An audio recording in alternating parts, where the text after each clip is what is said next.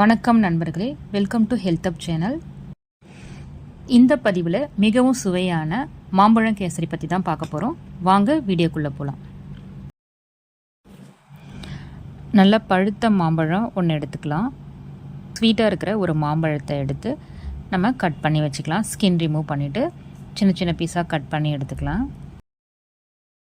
இதை ஒரு ஜாருக்கு மூவ் பண்ணிவிட்டு நல்லா பேஸ்ட்டாக அரைச்சி எடுத்துக்கலாம். பார்த்திங்கன்னா கன்சிஸ்டன்சி இது மாதிரி இருக்கும். வேணால் நம்ம கொஞ்சம் லைட்டாக தண்ணி ஆட் பண்ணிவிட்டு மாம்பழத்தை நல்லா கூழாக அரைச்சி எடுத்துக்கலாம்.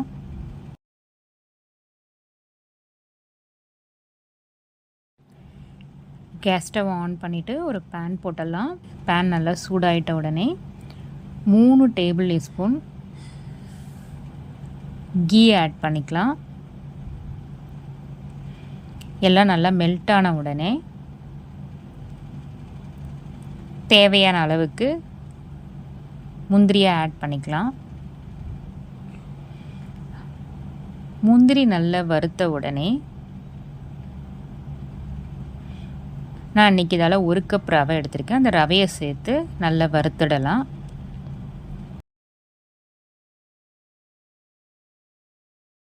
டூ to 3 minutes கேஸ் ஸ்டவ்வை நல்லா சிம்மில் வச்சுட்டு நல்லா வறுத்துடலாம். பேரலாக 1 கப் ரவை எடுத்ததுனால எதில் நம்ம ரவை 1 கப் எடுத்தோமோ அதுலேயே 2.5 கப் அளவுக்கு தண்ணி எடுத்து பாத்திரத்தில் சுட வச்சிடலாம். தண்ணி நல்லா கொதிக்கட்டும்.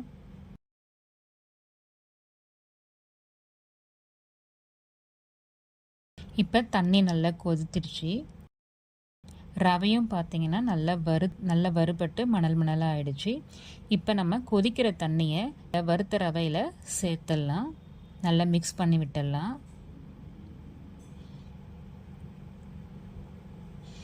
ரவை நல்லா வறுத்துட்டதுனால எந்த விதமான கட்டியும் இல்லாமல் நல்லா மிக்ஸ் ஆகிடும். இந்த பதம் வந்த உடனே ஒரு 1 நிமிஷம் லிட் போட்டு கவர் பண்ணி விட்டுடலாம்.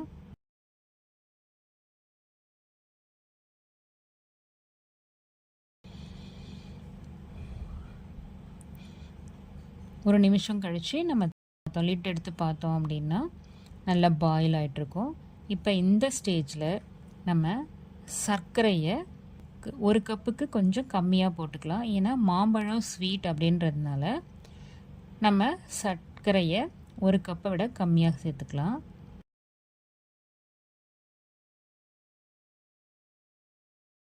சர்க்கரையை சேர்த்து கிளறும் போது கொஞ்சம் இலகும், அப்புறம் திரும்ப கட்டியாயிடும்.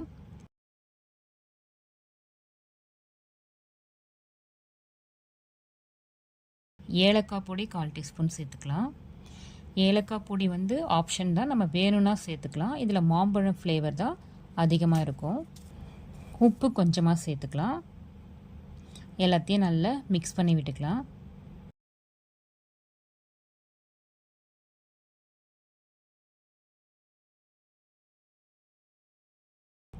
இந்த ஸ்டேஜில் நம்ம அரைச்சி வச்சுருக்க மாம்பழ கூழை ஆட் பண்ணிடலாம். நல்லா மிக்ஸ் பண்ணி விட்டுக்கலாம். இப்போ பார்த்திங்கன்னா கொஞ்சம் அகைன் லூஸ் ஆகும், திரும்பவும் அப்புறம் கெட்டியாகிடும்.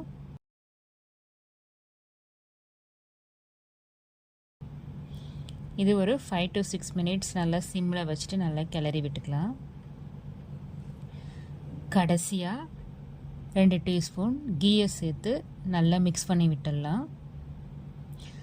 அவ்வளோதாங்க. இந்த மாம்பழம் கூழ் பார்த்திங்கன்னா நல்ல எல்லோயிஷாக இருக்குது. இந்த கேசரிக்கு கலரே தேவையில்லை.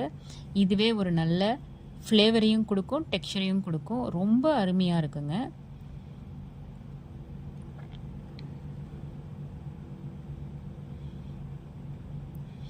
அவ்வளோதான், மாம்பழம் கேசரி ரெடி ஆகிடுச்சு.